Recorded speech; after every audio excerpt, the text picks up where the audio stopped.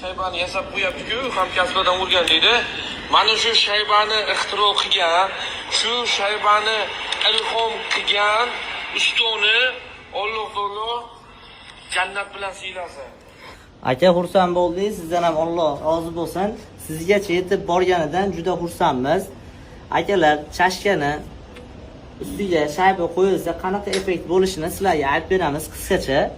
Bu chashka o'lgan chashka bo'lsa ham shunday qo'yasizlar, bemalol chimchalag'inglar sig'adi. Oldi balon sal ko'tariladi, rollar yumshaydi, rolli bo'lganda g'achir-g'achir qilmaydi, dukurga tushganda do'gir-do'gir qilmaydi. Xudo xolasa yangi chashka olib nadayel bo'lgan oshnalarga tashab bersizlar, chunki juda ko'p telefon qilyapti. Uka 500 mingga oldim, radnoy koreyskiy jemidan oldim.